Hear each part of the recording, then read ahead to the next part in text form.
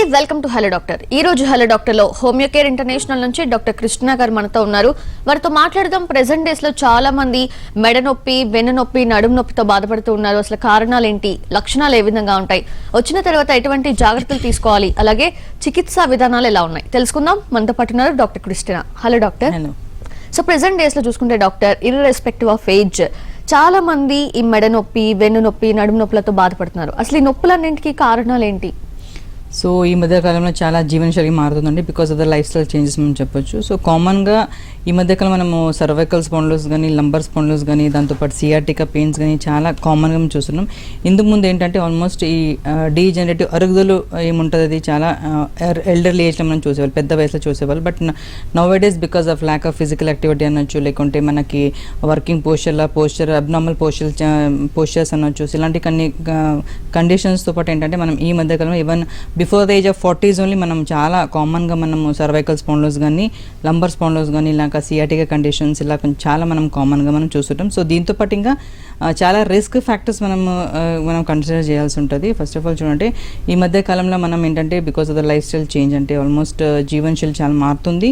Because lack of physical activity, ఎలాంటి exercise లేకపోవడము, అలాంటి జీవనశైలి ఏంటంటే ఆల్మోస్ట్ ఒబేసిటీకి చాలామంది గురి అవుతున్నారు. సో ఒబేసిటీ ఒకసారి వెయిట్ పెరిగిన తర్వాత బాడీ లోపల ఆల్మోస్ట్ ఏంటంటే చాలా ఫాస్ట్గా body upper part of the body ఇవ్వడం కానీ ఎక్కువ, లేకుంటే దాంతోపాటు ఏంటంటే కొంచెం కంప్రెషన్ ఆఫ్ స్పైన్ మీద ఎక్కువ మనం ఈ మధ్యకాలంలో చూస్తున్నాం. సో ఒబేసిటీస్ అనేది చాలా కామన్గా రీజన్ మనం ఈ మధ్య కాలంలో పేషెంట్స్ మనం చూస్తున్నాం. సో దీంతోపాటు ఇంకా మనం చూడండి almost smoking is also one of the risk factors మనం చెప్పొచ్చు.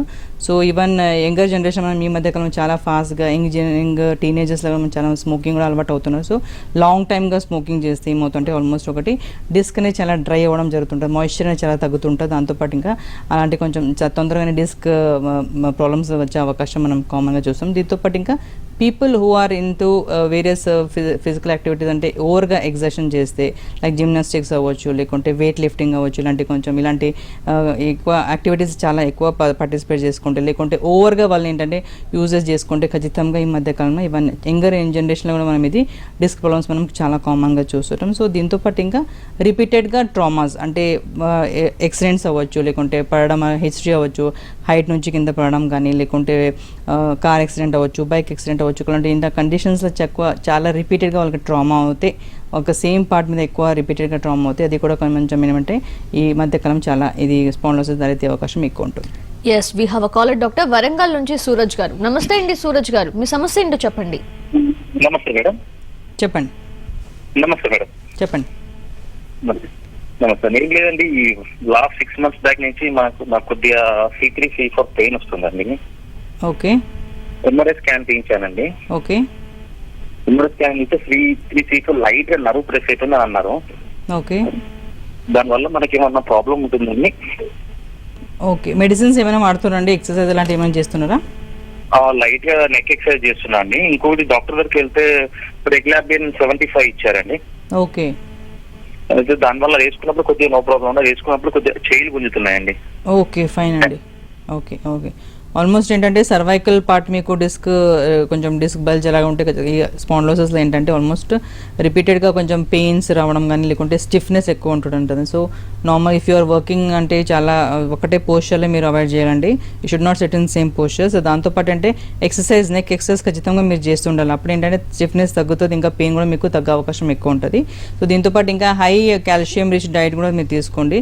దీంతోపాటు ఇంకా మనకి ఏంటంటే మెడికేషన్స్ కూడా ఖచ్చితంగా అవసరం ఉంటుందండి. ఆల్మోస్ట్ మీకు ఇప్పుడు తిమ్ములు రావడం కానీ ఇలా నమ్నెస్ చెప్తున్నాం కాబట్టి ఇట్స్ ఆల్మోస్ట్ ఏంటంటే నర్వ్ ఇన్వాల్వ్మెంట్ ఎక్కువ ఉంది. దానిలో నర్వ్ కంప్రెషన్ స్టార్ట్ అయిపోయిన తర్వాత మీకు కొంచెం తిమ్మిలు రావడం కానీ, మంట రావడం కానీ, మొత్తం ఏంటంటే నొప్పి మొత్తం నెక్ నుంచి మొత్తం చెయ్యి వేలు వరకు కూడా పాకుతూ ఉంటుంది. సో చాలా జాగ్రత్తగా ఉండాలండి. ఎందుకంటే ఇలాంటి నర్వ్ కంప్రెషన్ స్టార్ట్ అయితే మీకు ఎప్పుడు అంటే మెడిసిన్స్ వాడిన రోజు మంచిగా ఉంటే తర్వాత ఇంకా అలాగ వచ్చే అవకాశం ఎక్కువ ఉంటుంది. హోమియో కేర్ ఇంటర్నేషనల్ మనం ఇలాంటి ప్రాబ్లమ్స్కి చాలా మంచి పరిష్కారం మనం పేషెంట్కి అందిస్తున్నామండి. ఎందుకంటే ఒక జాయింట్ సెల్ కింద మనం పేషెంట్స్ మెడిసిన్స్ స్టార్ట్ చేసిన తర్వాత అడ్వాన్స్ ట్రీట్మెంట్తో పాటు ఎలాంటి సర్జికల్ ఇంటర్వెన్షన్ లేకుండా మెడిసిన్స్ మనం పేషెంట్కి అందిస్తున్నాము.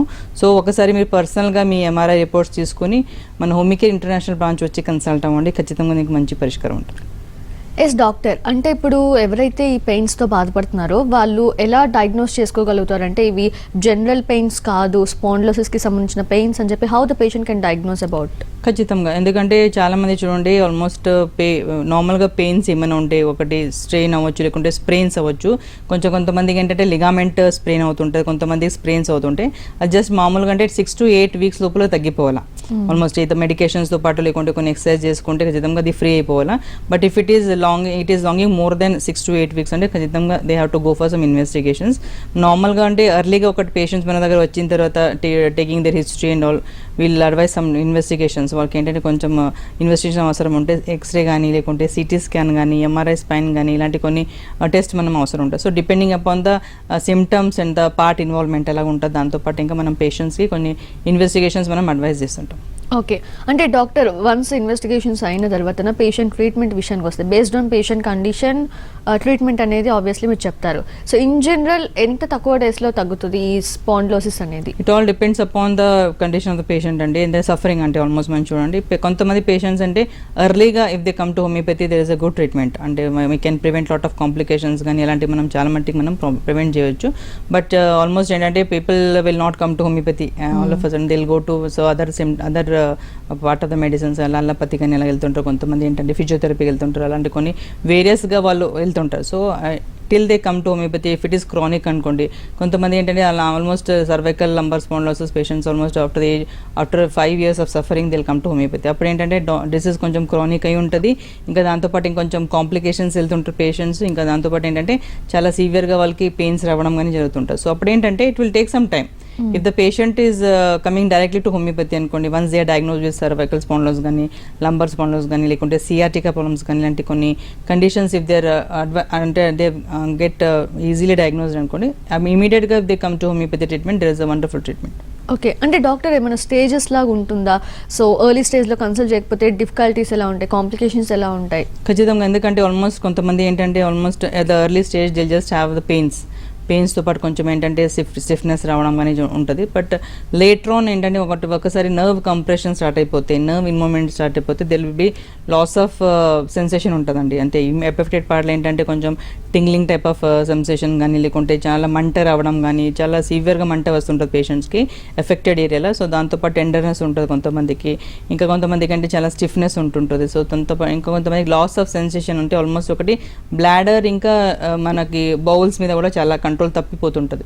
అప్పుడంటే ఈజీగా వాళ్ళు యూరినేషన్ చేయడం కానీ కంట్రోల్ లేకపోవడం కానీ, దాంతోపాటు ఇంకా ఎమోషన్స్ కూడా కంట్రోల్ లేకపోవడం కానీ, ఇలాంటి కొన్ని కండిషన్స్ కూడా సివియరిటీ మనం ఎక్కువ చూస్తున్నాం. సో అంతా మన కాంప్లికేషన్స్ వెళ్ళకుండా మనం ఎర్లీగా మెడిసిన్స్ ట్రీట్మెంట్ చేసుకుంటే, దాంతోపాటు మెడికేషన్స్తో పాటు కొంచెం మనం లైఫ్ స్టైల్ చేంజ్ చేసుకుంటే ఖచ్చితంగా దీనికి మంచి పరిష్కారం ఉంటుంది. ఎస్, మీరు ఎన్నో కేసెస్ని డీల్ చేస్తూ ఉంటారు. సో ప్రీవియస్గా కంపేర్ చేస్తే కనుక ప్రెజెంట్ డేస్లో అవేర్నెస్ పెరుగుతోంది. సో అలా చూసుకుంటే ఎర్లీ స్టేజ్లోనే కన్సల్ట్ చేస్తున్నారా ప్రెజెంట్ డేస్లో, లేదంటే? Ya, people are nowadays ఏమని చూడండి, almost in this post covid situations people moreover are working in at home. ఈ సిచ్యువేషన్లో మనం ఎక్కువ పేషెంట్స్ మనం ఈ మధ్యలో కాలంలో చాలా ఎక్కువ వస్తున్నారు.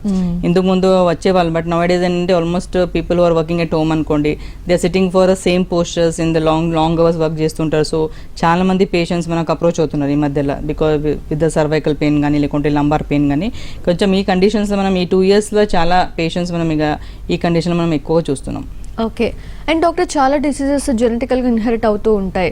సో అలా చూసుకుంటే ఈ స్పాండిలోసిస్ ఇవన్నీ కూడా జెనెటికల్గా ఇన్హెరిట్ అయ్యే ఛాన్సెస్ ఉంటాయి అంటారు? కొంత మట్టికి ఉంటుందండి, ఎందుకంటే పీపుల్ మనం చూడండి ఆల్మోస్ట్ ఈ జనరేషన్ మనం చూడండి ఆల్మోస్ట్ బికాస్ ఆఫ్ దస్ అంటే చాలా మంది జంక్ ఫుడ్స్కి అలవాటు అవుతున్నారు, ల్యాక్ ఆఫ్ ప్రాపర్ న్యూట్రిషన్ అనుకోండి, కాల్షియం డెఫిషియన్సీస్ అనుకోండి.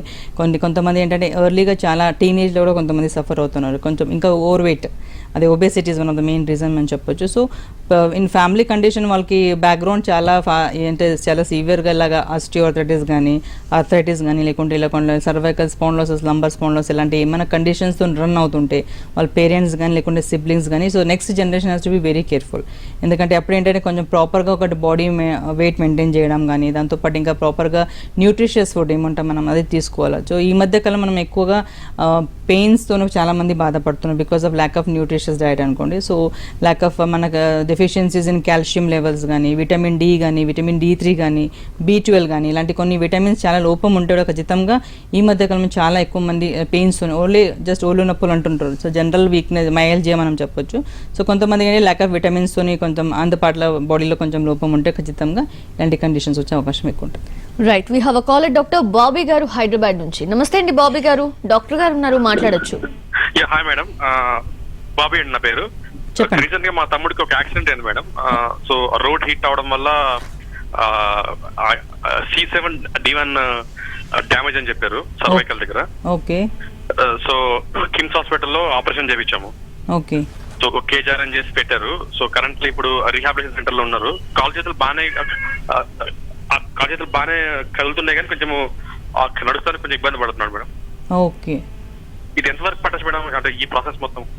ఖచ్చితంగా it will take some time అండి. ఎందుకంటే ఆల్మోస్ట్ సర్జరీతో పాటు తర్వాత ఏంటంటే కొంచెం కోలుకోవడం మంచిగా కొంచెం it will take some time. And ప్రాపర్గా ఒకటి ఎక్సర్సైజ్తో పాటు ఆయనకి మనం సపోర్ట్ ఇవ్వాల్సి ఉంటుంది. ఎక్సర్సైజ్ అండ్ ఇంకా diet is also very important factor మనం చెప్పొచ్చు. ఎందుకంటే పోస్ట్ సర్జికల్ కేసెస్ మనం ఏంటంటే the patient body will become very weak. దాంతోపాటు ఇంకా even physically and mentally they will be very much debilitated అనుకోండి. సో అలాంటి కండిషన్లో ఏంటంటే even we take care more with physical వాళ్ళకి ఏంటంటే ఆల్మోస్ట్ ఒకటి ఎక్సర్సైజ్ కానీ లేకుంటే కొంచెం ఏంటంటే పోస్చర్స్ మనం సపోర్ట్ చేస్తుంటే, దాంతోపాటు ఇంకా ప్రాపర్గా ఒకటి హెల్తీ న్యూట్రిషియస్ డైట్, అలా కొంచెం వాళ్ళకి మనకేంటి కొంచెం విటమిన్స్ ఎక్కువ మనం ఇస్తుంటే బాడీ కొంచెం తొందరగా హీల్ అవ్వే ఛాన్స్ ఎక్కువ ఉంటుందండి. సో ఈవెన్ ఆఫ్టర్ సర్జరీతో కొంచెం టైం పడుతుంది వాళ్ళకి. కొంతమంది depends upon their body also how it is responding to treatment అని. So it will take some time అండి. Right, we have one more caller doctor Hyderabad నుంచి నరేంద్ర గారు. నమస్తే అండి, డాక్టర్ గారు ఉన్నారు, మాట్లాడండి. Madam good afternoon madam. Yes, మాట్లాడండి. చెప్పండి మేడం. మేడం ఎల్బీ నగర్ నుండి నరేంద్రని మాట్లాడుతున్నాను మేడం. ఓకే. ఏం లేదు మేడం, మా అన్న వాళ్ళ బాబు 23 years ఏజ్. ఓకే. అతను వన్ సైడ్ వంగిపోతుండు మేడం. ఓకే. నొప్పి అంటుండు, వన్ సైడ్ వంగిపోతుండు, ఇంకా మ్యారేజ్ కాలేదు. ఓకే. అయితే డాక్టర్స్ చూపించాము, వాళ్ళు అవి సిటీ తీయించారు, మళ్ళీ MRI తీయించారు, కానీ ఎలాంటి మందులు అన్నీ అని క్లియర్ కావట్లేదు. అదే మిమ్మల్ని సంప్రదిస్తే మీరేమన్నా దానికి చెప్తారా అని. ఖచ్చితంగా అండి. ఎందుకంటే ఒకసారి మీరు హిస్టరీ చెప్తున్నారు కాబట్టి పర్సనల్గా ఒకసారి పేషెంట్ని తీసుకురావాల్సి ఉంటుందండి. ఎందుకంటే క్లినిక్ మన ఎల్బీ నగర్ అంటే మీరు కొత్తపేటలో కూడా మన బ్రాంచ్ ఉందండి, హోమికేర్ ఇంటర్నేషనల్ బ్రాంచ్, మీకు దగ్గర అవుతుంది. మీరు ఒకసారి పేషెంట్ని కూడా ఇంకా దానికి సంబంధించిన రిపోర్ట్స్ ఏముంటాయి, MRI రిపోర్ట్స్ అన్నారు కదా, అవి కూడా లేటెస్ట్గా రిపోర్ట్స్ ఏమైనా ఉంటాయి కూడా మీరు తీసుకెళ్ళి పేషెంట్ని కూడా డైరెక్ట్గా డాక్టర్ దగ్గర కన్సల్టేషన్ తీసుకోండి. ఒకసారి కన్సల్టేషన్ అయిన తర్వాత మీకు ప్రాపర్గా డయాగ్నోజ్ ఏమైంది, మనం రిపోర్ట్స్లో ఏమున్నాయి, దాంతోపాటు మనం ట్రీట్మెంట్ ప్లాన్ చేస్తుంటామండి. ఖచ్చితంగా మెడిసిన్స్ మీకు హోమియోపతి మెడిసిన్స్తో హెల్ప్ అవుతే ఖచ్చితంగా డాక్టర్ సలహాతో మీరు మెడిసిన్ స్టార్ట్ చేసుకోవచ్చు అండి. ఒక్కసారి మన కొత్తపేట బ్రాంచ్ మీరు వెళ్ళి కన్సల్ట్ అవ్వండి. Welcome back and we have a caller doctor Amir Khan గారు నర్సాపూర్ నుంచి. నమస్తే అండి, మీ సమస్య ఏంటో చెప్పండి. హలో. ఎస్, మాట్లాడండి. Hello sir. Hello madam. చెప్పండి. హలో మేడం, అది నాకు గ్యాస్ ట్రబుల్ నుంచి హార్ట్ లో పెయిన్ అవుతుంది మేడం. అవునా? ఓకే అండి.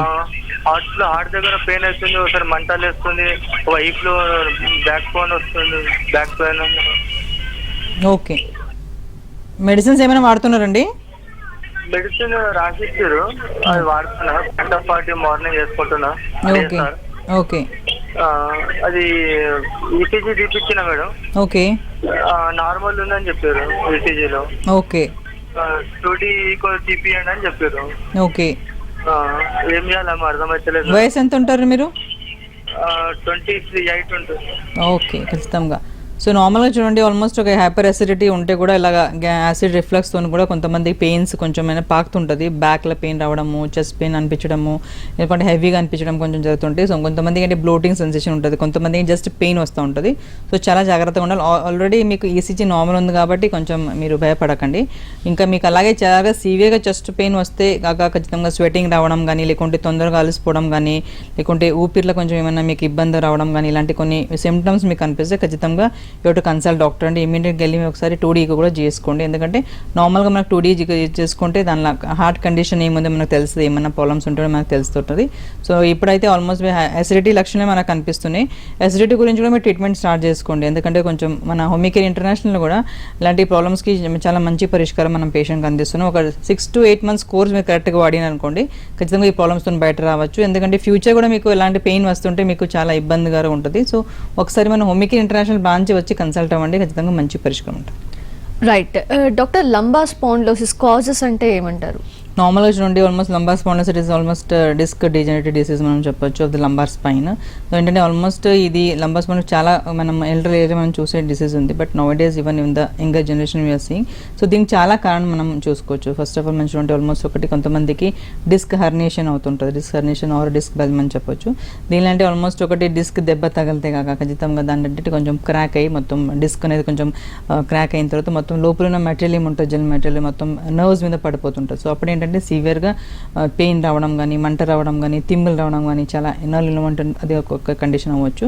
సో దీంతోపాటు కొంతమందికి ఏంటంటే బోనీ స్పర్స్ అంటే ఆల్మోస్ట్ ఎక్స్ట్రా బోన్ గ్రోత్ అవుతుంటుంది సో వర్టిబ్రాస్ మీద. సో దానికి ఏంటంటే కొంచెం మనం దానికి ఒకటి కండిషన్, అది కూడా ఒక కాజ్ మనం చూస్తుంటాం, కామన్గా చూస్తుంటాం. ఇది ఓవర్ ద ఏజ్ ఆఫ్ 40+ 50 అలా మనం ఈవెన్ ఫిమేల్స్ మనం చూడండి ఆల్మోస్ట్ ఓవర్ అటైనింగ్ అలా 45+ అలా ఉంటే మెనోపాజ్ అటైన్ అవుతుంటారు. అలాంటి ఫిమేల్స్ నుంచి కామన్గా ఆస్టియోపోరోసిస్ కండిషన్ ఒకటి చూస్తుంటాం. అప్పుడు ఏంటంటే ఆల్మోస్ట్ కొంచెం బోన్స్ చాలా వీక్ అవ్వడం కానీ, లేకుంటే ల్యాక్ ఆఫ్ విటమిన్స్ మనం కాల్షియం లెవెల్స్ కొంచెం తగ్గిపోవడం కానీ, ఇలాంటి కండిషన్స్ మనం ఎక్కువగా కామన్గా ఫిమేల్లో చూస్తుంటాం ఓవర్ ద ఏజ్ ఆఫ్ 40+, 45+ అలాగా. సో దీంతోపాటు ఇంకా కొంతమందికి ఏంటంటే లిగామెంట్, స్టిఫ్నెస్ ఆఫ్ లిగామెంట్గా ఇలా కొంచెం లిగామెంట్స్ కూడా చాలా స్టిఫ్గా ఉండడం ద్వారా అది కూడా కొంచెం ఏంటంటే డిస్క్ మీద చాలా ప్రెషర్స్ అయిన తర్వాత ఇది కొంచెం స్పాండిలోసిస్ వచ్చే అవకాశం ఉంటుంది. సో ఇలాంటి కొన్ని వేరియస్ ఉంటుందండి. సో కొంతమందికి ఏంటంటే ఆల్మోస్ట్ పీపుల్ రిపీటెడ్గా ట్రామా వర్క్ అవుతుంటుంది. సో మూమెంట్స్ మనం రెస్ట్రిక్షన్స్ ఉంటాయి కొంతమందికి అలాగా, అంటే చాలా ఫాస్ట్గా వాళ్ళకి ఏంటంటే బాడీ వెయిట్ పెరగడం కానీ, ఒబేసిటీ అవ్వడం కానీ, లేకుంటే కొంతమంది people are doing more physical exertion అనుకోండి, అలాంటి కండిషన్స్లో కూడా మనం ఇది చాలా సివియర్గా ఈ మధ్య కాలంలో చాలా ఎర్లీగా మనం చూస్తున్నాం. ఓకే, అండ్ డాక్టర్ మేనేజ్మెంట్ అంటే ఎలా ఉంటుంది, and during the treatment and after the treatment patients side contribution ఎలా ఉండాలి?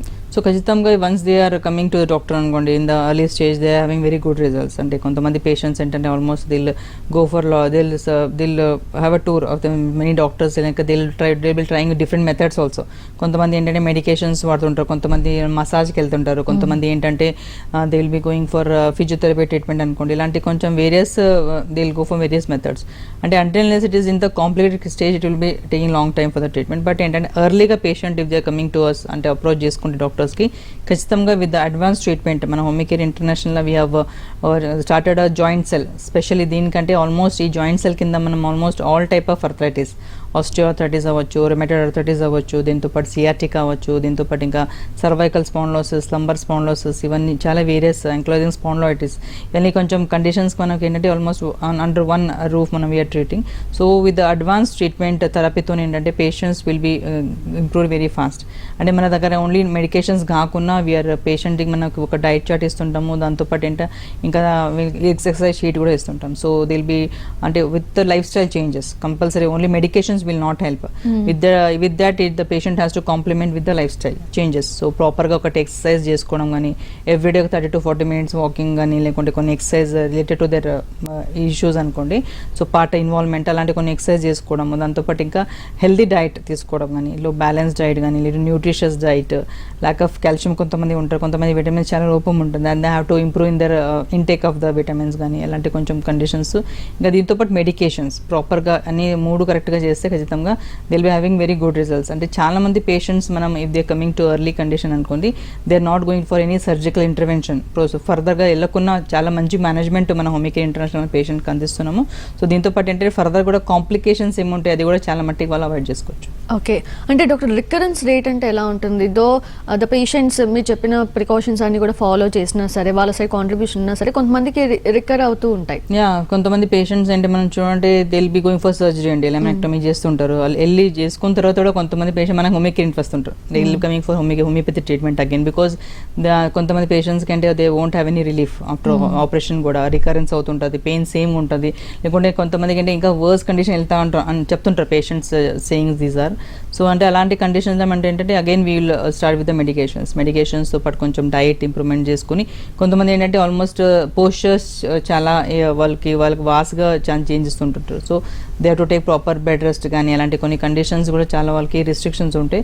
మూమెంట్స్ కూడా కొంచెం రిస్ట్రిక్షన్స్ చేసుకుంటూ they have to maintain proper posture అనుకోండి. And proper rest is also important. So ఇవన్నీ వాళ్ళకి కరెక్ట్గా మేనేజ్ చేసుకుంటుంటే ఫర్దర్గా కాంప్లికేషన్స్ ఏముంటాయి దాంతో మనం చాలా మట్టికి అవాయిడ్ చేసుకోవచ్చు. Right, we have a caller. Doctor Srikakulam జిల్లా నుంచి ఒక కాలర్ సిద్ధంగా ఉన్నారు. నమస్తే అండి, మీ సమస్య ఏంటో చెప్పండి. నా సమస్య అంటే చెయ్యి భుజం పెరుగుతుందండి. ఓకే,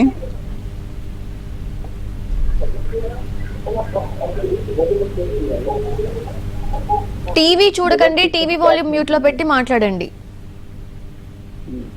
భుజం బ్యాక్ సైడ్ ఉంది, బ్యాక్ సైడ్ లెఫ్ట్ సైడ్ అండి భుజం పెరుగుతుందండి. ఓకే, పెయిన్ ఉంటుందండి, నొప్పి ఉంటుందా?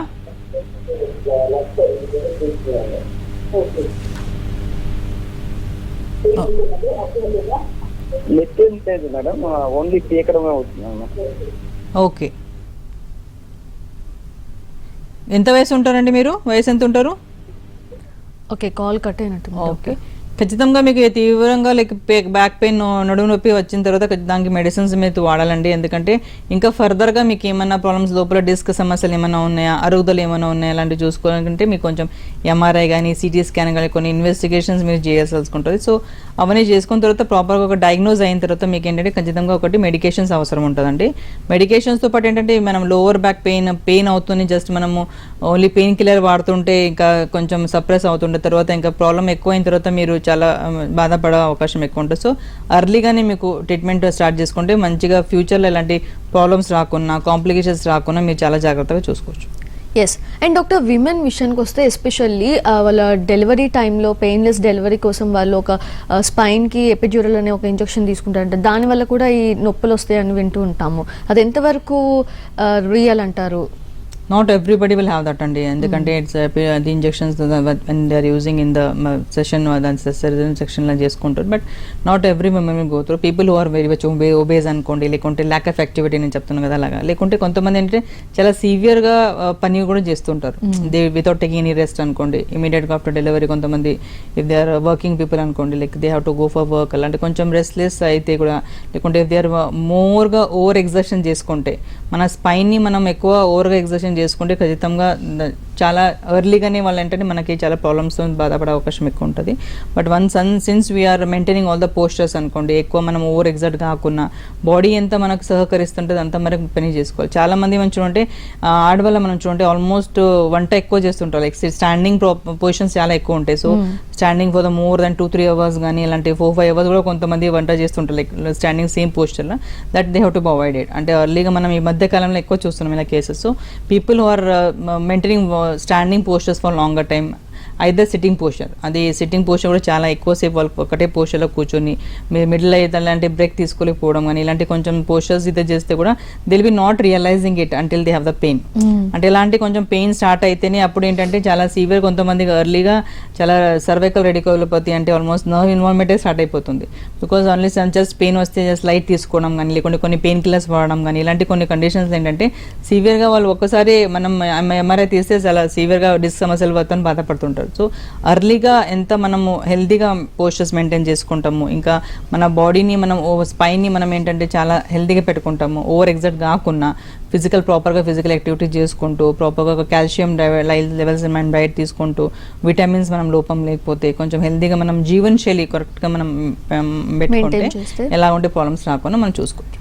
Right, thank you so much doctor Krishna garu. Thanks for giving all the awareness regarding spondylosis. Thank you so much doctor.